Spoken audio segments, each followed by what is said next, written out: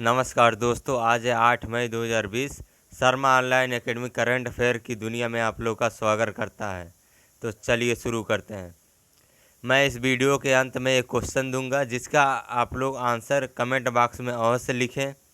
तो दोस्तों, आज का पहला क्वेश्चन ये है कि अभी हाल ही में हिजबुल मुजाहिदीन का शीर्ष आतंकी कमांडर मारा गया है, उसका क्या नाम था? तो उसका नाम अभी रियाज नायकू था।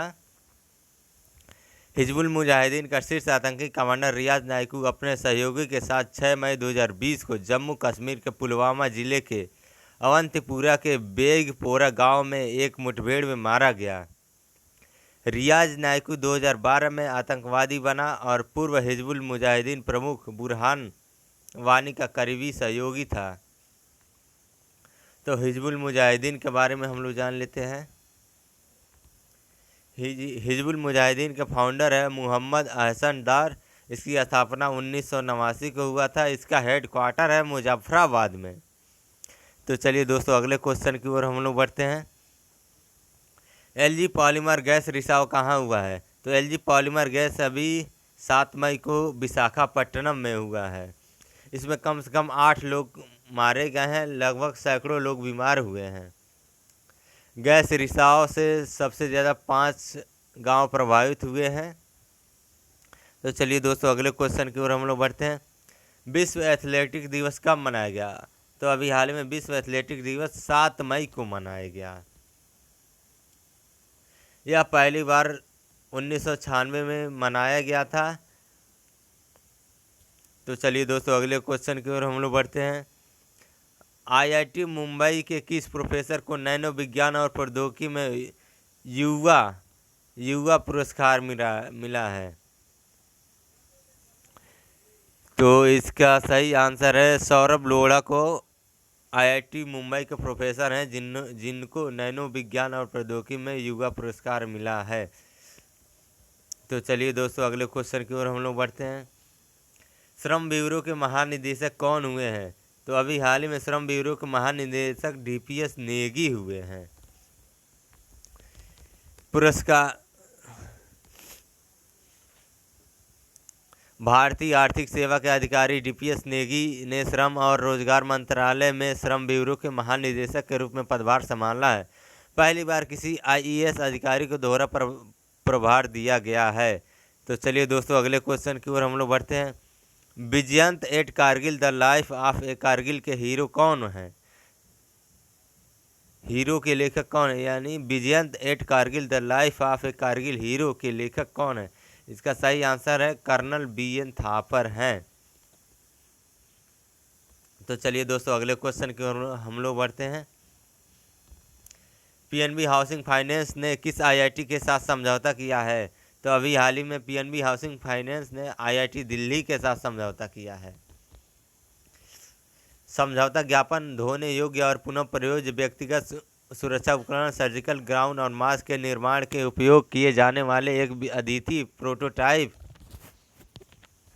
सामग्री के महत्वपूर्ण अनुसंधान और विकास का समर्थन करेगा। तो इसमें एक शब्द आया है पीएनबी। तो इसके बारे में हम लोग जान लेते हैं। पीएनबी का पूरा नाम है पंजाब नेशनल बैंक। इसकी स्थापना 12 अप्रैल 1894 को हुआ था, यानी 126 साल पहले। इसके फाउंडर थे दयाल सिंह मजीठिया और लाला लाजपत राय। इसका हेड क्वार्टर है न्यू दिल्ली, इंडिया में। इसके चेयरमैन हैं सुनील मेहता और इसके एमडी एंड सीईओ हैं एसएस मल्लिकार्जुन राव। तो चलिए दोस्तों, अगले क्वेश्चन की ओर हम लोग बढ़ते हैं। सुरक्षित दादा दादी और नाना नानी अभियान किसने शुरू किया है? तो सुरक्षित दादा दादी और नाना नानी अभियान नीति आयोग ने शुरू किया है। पिरामल फाउंडेशन के सहयोग से नीति आयोग ने यह अभियान शुरू किया है। इसका उद्देश्य कोविड-19 महामारी के मद्देनजर निवारक उपाय और आवश्यक व्यवहार परिवर्तन सहित वरिष्ठ नागरिकों के स्वास्थ्य और जीवन शैली के विभिन्न पहलुओं के बारे में जागरूकता पैदा करना है। तो इसमें शब्द आया है नीति आयोग। तो इसका फुल फॉर्म हम लोग जान लेते हैं। National institute for transforming India. एक बार और सुन लेंगे हम लोग, national institute for transforming India. इसकी स्थापना 1 जनवरी 2015 को हुआ था। इसका हेडक्वार्टर है न्यू दिल्ली में और इसके चेयरपर्सन है नरेंद्र मोदी और इसके वाइस चेयरपर्सन है राजीव कुमार और इसके सीईओ है अमिताभ कांत। तो चलिए दोस्तों अगले क्वेश्चन की ओर हम लोग बढ़ते हैं। इराक के नए प्रधानमंत्री कौन बने हैं? तो इराक के नए प्रधानमंत्री मुस्तफ़ा अल कदीमी बने, यानी ऑप्शन नंबर ख सही है। इराक की संसद ने 7 मई 2020 को अमेरिकी समर्थित पूर्व खुफिया प्रमुख को नए प्रधानमंत्री के रूप में चुना गया है। इराक है तो इराक की राजधानी बगदाद है। इराक के प्रेसिडेंट हैं बुरहान सली है। तो चलिए दोस्तों अगले क्वेश्चन की ओर हम लोग बढ़ते हैं। अभी हाल ही में कोविड-19 का निष्क्रिय टीका किसने विकसित किया है? तो अभी हाल ही में कोविड-19 का निष्क्रिय टीका IIBR ने विकसित किया है, यानी Israel institute for biological research ने।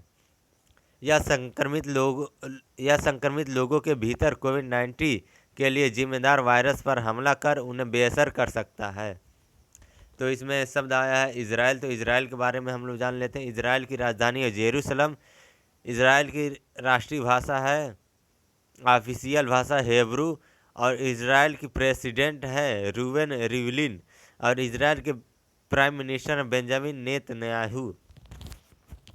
तो चलिए दोस्तों अगले क्वेश्चन की ओर हम लोग बढ़ते हैं। IFCN चैटबॉट किसने लॉन्च किया है?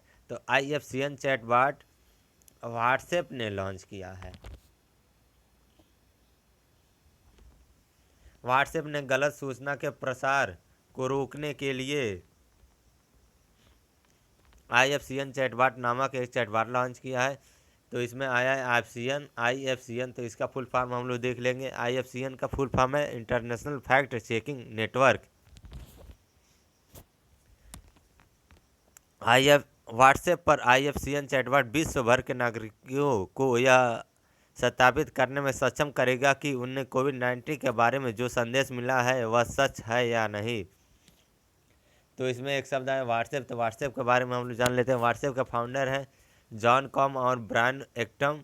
इसका हेडक्वार्टर है mountain view California United state में। व्हाट्सएप के हेड हैं विल कैथर्ट और व्हाट्सएप में नंबर ऑफ एम्प्लॉय हैं 50।